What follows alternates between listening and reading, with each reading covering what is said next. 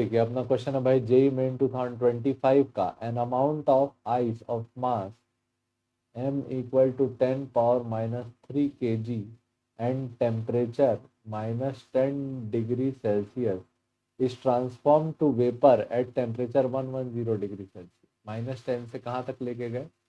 Temperature to 110 degree Celsius, और साथ में ये क्या है? वेपर। यहाँ पे क्या था? ठीक। The total amount of work required for this conversion is, अपने को बताना है work required for this conversion. आपको दिया है कि specific heat of ice, S ice का वैल्यू है 2100 जूल पर किलोग्राम पर केल्विन।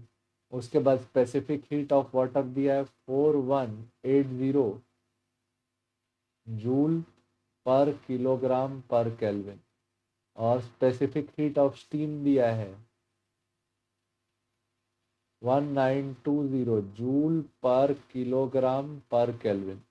इसके बाद लेटेंट हीट ऑफ आइस दिया है 3.35 इंटू 10⁵ जूल पर किलोग्राम, और लेटेंट हीट ऑफ स्टीम दिया है 2.25 इंटू 10⁶ जूल पर किलोग्राम। तो यहाँ कन्वर्जन सिंपल सा कन्वर्जन है। पहले सबसे पहले क्या होगा? -10 डिग्री सेल्सियस से हम लोग कहाँ तक आएंगे? 0 डिग्री सेल्सियस तक। किसमें? आइस में। ठीक, तो यहाँ टेम्परेचर बढ़ रहा है, तो यहाँ टेम्परेचर बढ़ाने वाला हीट लिखेंगे एम एस डेल्टा टी। अच्छा, एस किसका टेम्परेचर बढ़ा रहे हो? आइस का। ठीक। उसके बाद 0 डिग्री सेल्सियस पे यहाँ पे आइस है, और 0 डिग्री सेल्सियस पे और क्या होगा? वाटर। तो यहाँ स्टेट चेंज आया, तो क्यू का वैल्यू क्या लिखे? M into L. फिर 0 डिग्री सेल्सियस से अब तुम टेम्परेचर बढ़ाओगे कहाँ? 100 डिग्री सेल्सियस तक, जब तक वाटर गर्म नहीं हो जाता। तो यहाँ फिर से टेम्परेचर बढ़ाने वाली हीट लिखोगे, तो Q equal to m S delta t. इस बार एस वाटर और यहाँ एल आइस को मेल्ट करने के लिए। अब यहाँ पे वाटर को चेंज करोगे किसमें? वेपर में। तो 100 डिग्री सेल्सियस यहाँ पे क्या बना? वेपर। यहाँ पे फिर कौन सा हीट लिखोगे? स्टेट चेंज करने वाला, एम इंटू एल। यहाँ पे कौन सा? स्टीम। इसके बाद अब स्टीम का टेम्परेचर बढ़ाओगे कितना? 100 से 110, 100 से 110 डिग्री सेल्सियस, ये भी हो गया वेपर। अब यहाँ फिर क्या लगेगा? हीट बढ़ाने, टेम्परेचर बढ़ाने वाला हीट, तो क्यू का value M S delta T. अच्छा, इसका नाम Q1, इसका नाम Q2, इसका नाम Q3, इसका नाम Q4 और इसका नाम Q5। तो टोटल जो हीट है Q नेट, इसका वैल्यू क्या लिखेंगे? Q1 plus Q2 plus Q3 plus Q4 plus Q5। Q1 का वैल्यू क्या? एम एस डेल्टा टी,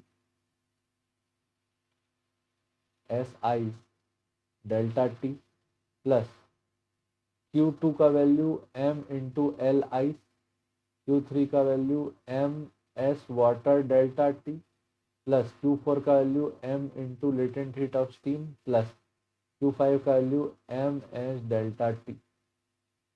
सब में से m क्या हो गया? कॉमन। क्या बचा? एस आई डेल्टा टी, यहाँ पे एस वेपर। ठीक। S I delta T plus L I plus S water delta T plus L latent heat of steam plus S vapour delta T. ये सारी वैल्यूज पुट करा देते हैं। अच्छा, मास का वैल्यू कितना था? 10⁻³ kg। तो 10⁻³ स्पेसिफिक हीट ऑफ आइस कितना दिया था? 2100। यूनिट क्या है? यहाँ पे kg। यूनिट भी डाल देते, यूनिट नहीं डालते यार, लिखने में ना थोड़ा किचकिच हो जाएगा। वैल्यूज रखते हैं, यूनिट आ जाएगी अपने आप। ठीक है, यहाँ ऊपर लिखा था उसका कोई फायदा नहीं हो पाया, यहीं से देख देख के लिखेंगे। टेम्परेचर चेंज कितना से कितना हुआ? पहले टेम्परेचर चेंज -10 से 0, तो यहाँ पे डेल्टा टी का वैल्यू कितना आया? 10 डिग्री सेल्सियस। 10 डिग्री सेल्सियस बढ़ा, यहाँ 10, प्लस एल आइस का वैल्यू कितना दिया था?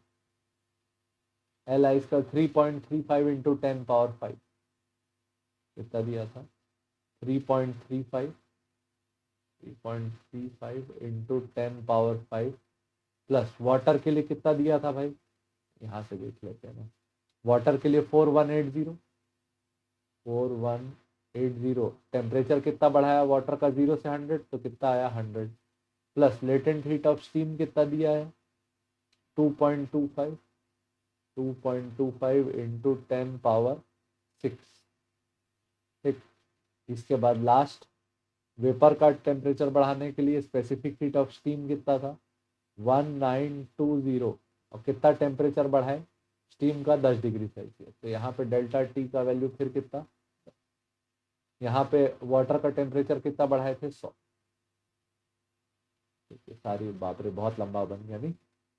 अब ये सारी वैल्यूज को क्या करेंगे, सॉल्व करेंगे। क्या लिखे 10⁻³ इंटू ये हो गया 21,000, तो 21 इंटू 10⁻³ लिख सकते हैं इसको, प्लस 3.35 इंटू 10⁵ प्लस इसको क्या लिख सकते हैं, इसी के आसपास फॉर्मेट में 2 जीरो इसको दे देते हैं, 1 जीरो दे दो, अगले में लिखेंगे 418 into 10⁻³ plus 2.25 into 10⁶ plus 192 into 10⁻²।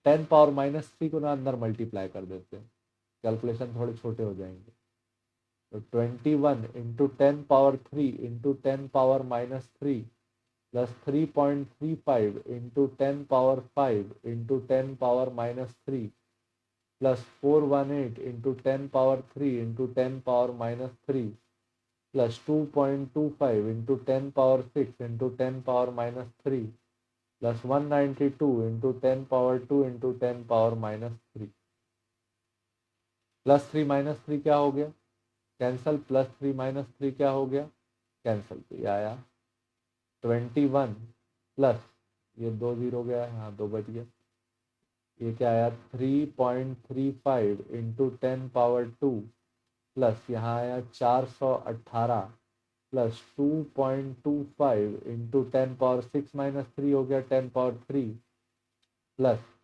192 10⁻2 minus 3 कितना हो गया 10⁻−1, जहाँ जहाँ मल्टीप्लाई हो सकता है कर लेते हैं। 21 प्लस ये हो जाएगा 335 प्लस 418 प्लस यहाँ 2 जीरो दिए तो 225, एक और जीरो तो 0, 2250 प्लस 19.2, सबको प्लस कर दो।